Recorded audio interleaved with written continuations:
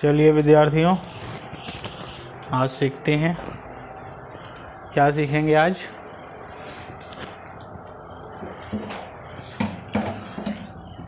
आज सीखेंगे class 7th का एक चैप्टर, जिस चैप्टर का नाम है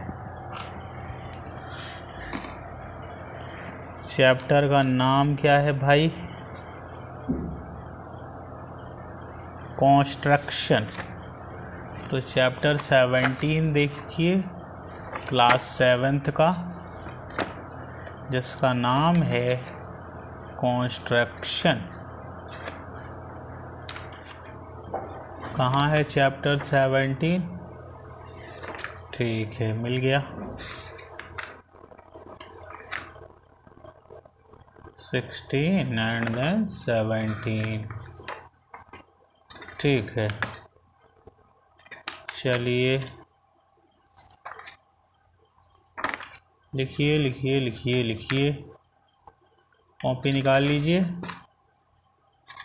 और मार्कर ले लीजिए। ठीक है, मार्कर बोलता हूँ भाई। कॉपी ले लीजिए, पेंसिल ले लीजिए, स्केल, राउंडर। क्या लेना है आपको? क्या लेना है भाई? आपको स्केल ले लीजिए, राउंडर ले लीजिए और स्केल, राउंडर, बस, और पेंसिल, बस इतनी चीज़ चाहिए। तो इसमें देखिए बेटा, दिया है, क्या दिया है? Chapter 17 construction. क्या नाम है? चैप्टर 17, जिसका नाम है कंस्ट्रक्शन। ठीक है,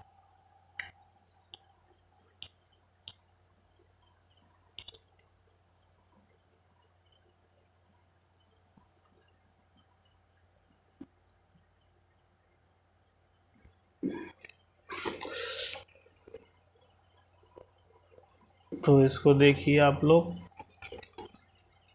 चैप्टर 17 कंस्ट्रक्शन। ठीक है, इसमें इंट्रोडक्शन दिया है बेटा। इंट्रोडक्शन। ठीक है ना? इंट्रोडक्शन का मतलब क्या होता है? इंट्रोडक्शन का मतलब होता है निर्माण करना। क्या करना? नहीं, इंट्रोडक्शन का मतलब प्रस्तावना। इंट्रोडक्शन का मतलब उसके बारे में जानकारी। चैप्टर के बारे में हमें क्या जानकारी लेनी है, क्या क्या पढ़ना है, ये सब इंट्रोडक्शन के अंदर आता है। ठीक है ना? तो चैप्टर के बारे में हम क्या क्या सीखेंगे, ये सब इंट्रोडक्शन के अंदर आएगा। ठीक है,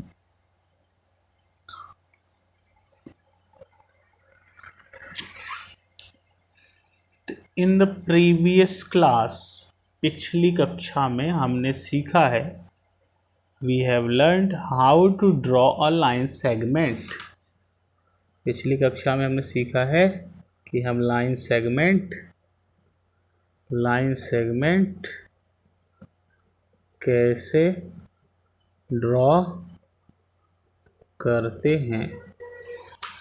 पिछली कक्षा में हमने क्या सीखा है कि हम एक लाइन सेगमेंट को कैसे ड्रॉ करते हैं, एंगल कैसे बनाते हैं, एंगल कैसे ड्रॉ करते हैं, लाइन सेगमेंट कैसे खींचेंगे। लाइन सेगमेंट क्या होता है? ये लाइन है, लाइन का दो बिंदुओं के बीच में ये जो लाइन का टुकड़ा होता है, इस लाइन के टुकड़े को लाइन सेगमेंट कहते हैं। लाइन के दो बिंदुओं के बीच में लाइन के टुकड़े को लाइन सेगमेंट कहते हैं। लिख लीजिए इसको। लाइन सेगमेंट क्या है? The part of a line between two point.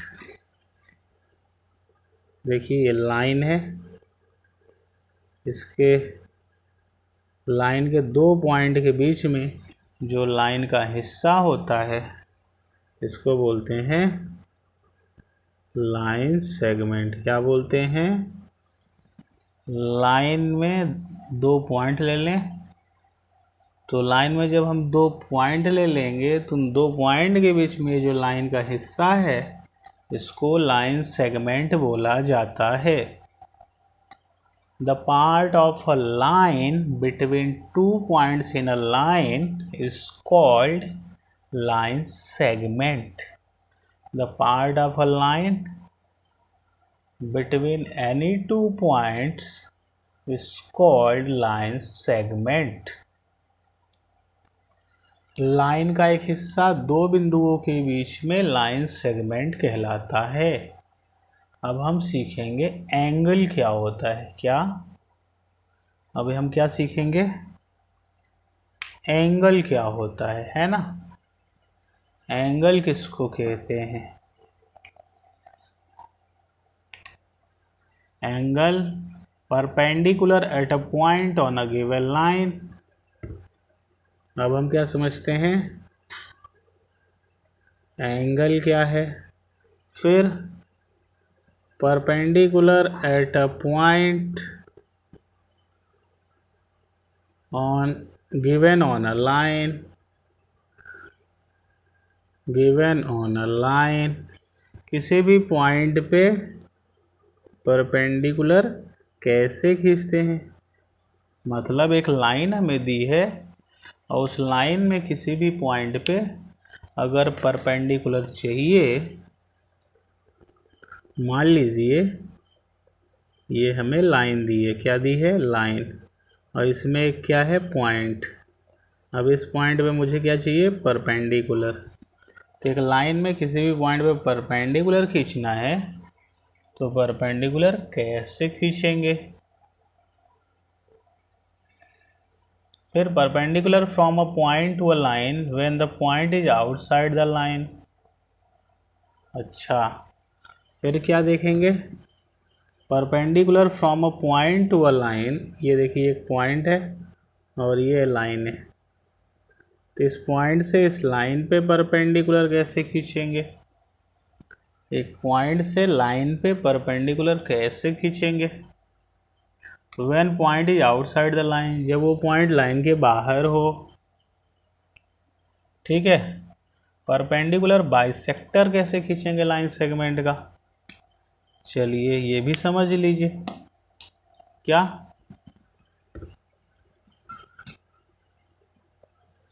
How to draw a perpendicular bisector of any line segment. कोई भी लाइन सेगमेंट दी है, उसका ये परपेंडिकुलर बाइसेक्टर खींचना है तो कैसे खींचेंगे? ठीक है।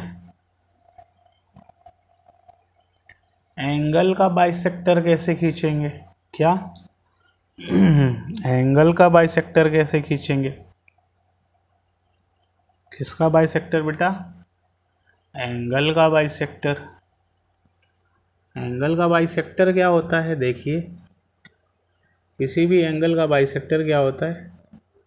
जैसे ये एंगल है तो एंगल से एक रे निकाल दीजिए जो एंगल को दो इक्वल पार्ट में डिवाइड करे। इस रे को बोलेंगे angle bisector. A ray which divides the angle into two equal part.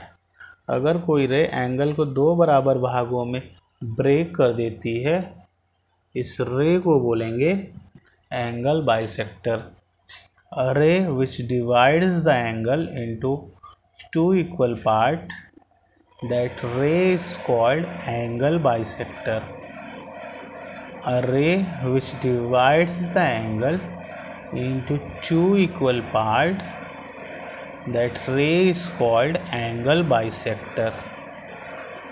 लिख लें, write this point. A ray which divides the angle into two equal part. Write this point. A ray which divides the angle into two equal part is called angle bisector. तो लिखें बेटा angle bisector क्या है? Angle bisector क्या है? A ray which divides the angle into two equal part is called angle bisector. एक ऐसी रे जो एंगल को दो इक्वल पार्ट में तोड़ दे, उस रे को एंगल बाइसेक्टर कहते हैं। फिर किसी गिवन लाइन के पैरेलल हम लाइन खींचना सीखेंगे। ये लाइन है, ये मान लीजिए लाइन एल है। अब इसके पैरेलल हमें एक लाइन खींचना है एम। तो एक लाइन के पैरेलल लाइन खींचना कैसे करते हैं? तो ये लाइन है, इसके पैरेलल एक लाइन खींचना है। अब हम कैसे खींचेंगे, ठीक है, ये भी सीखेंगे। A line parallel to a given line.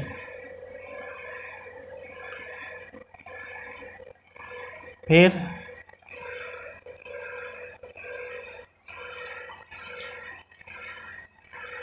एक लाइन दी है, उसके पैरेलल एक लाइन खींचनी, ये कैसे सीखेंगे? ठीक है, line parallel to a given line, एक लाइन के पैरेलल कोई लाइन खींचेंगे।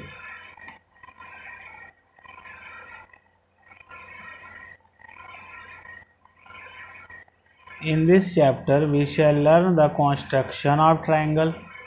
इस चैप्टर में हम ट्रायंगल का कंस्ट्रक्शन भी सीखेंगे। चलिए देख लीजिए। In this chapter we shall learn construction of triangle. इसका कंस्ट्रक्शन देखेंगे, ट्रायंगल का कंस्ट्रक्शन देखेंगे, ठीक है। When sufficient data is given, जब सफिशिएंट डाटा दिया होगा तब हम ट्रायंगल का कंस्ट्रक्शन करना सीखेंगे। In the previous class we have studied a triangle has 6 element. Triangle में 6 एलिमेंट होते हैं। कौन कौन से होते हैं बेटा? 3 साइड और 3 एंगल। यहाँ लिख लें। A triangle has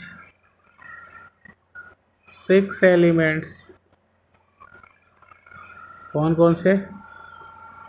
3 sides and 3 angles. इसको लिख लें।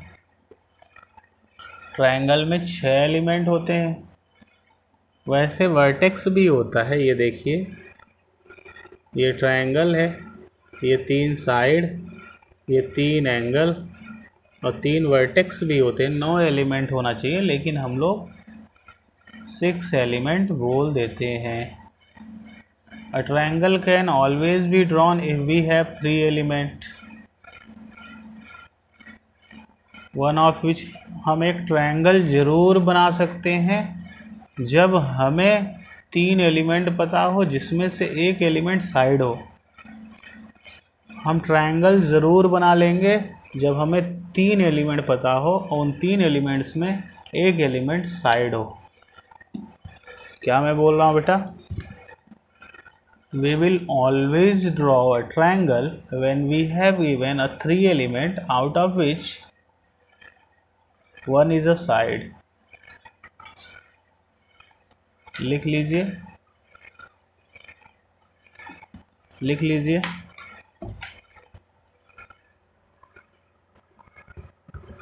We will always draw a triangle, हम हमेशा एक ट्रायंगल जरूर बना लेंगे।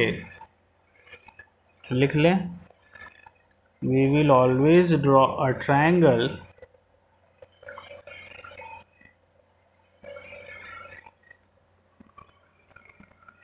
we will always draw a triangle, हम हमेशा एक ट्रायंगल जरूर बना लेंगे।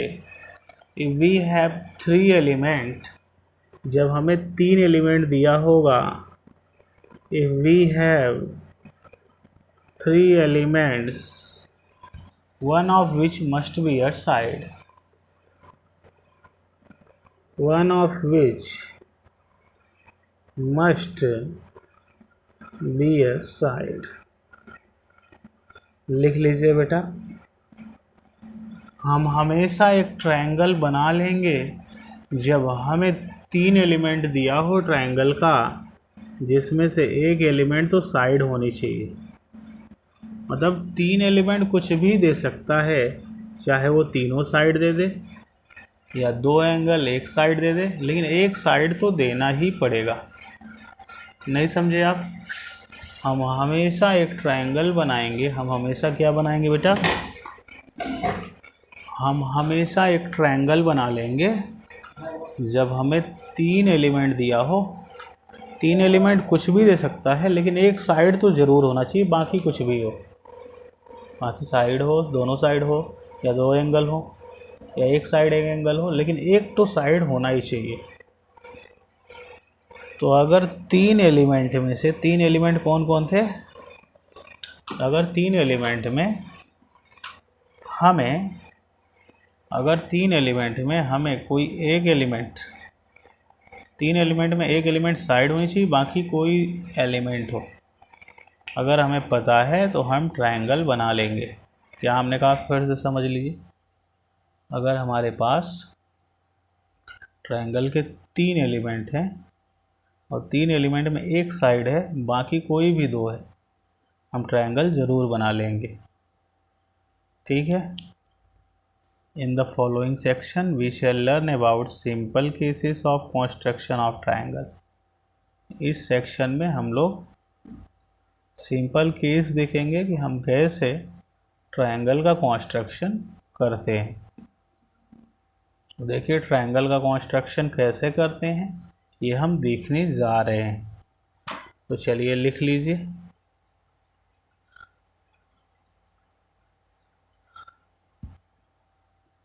हम लोग पढ़ेंगे कि ट्रायंगल कैसे कंस्ट्रक्ट होता है।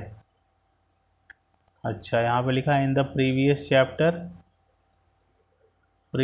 चैप्टर में हमने क्या देखा बेटा?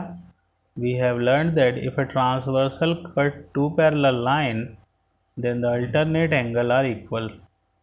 इसके पहले वाले चैप्टर में हमने देखा है कि जब एक ट्रांसवर्सल 2 पैरेलल लाइन को जब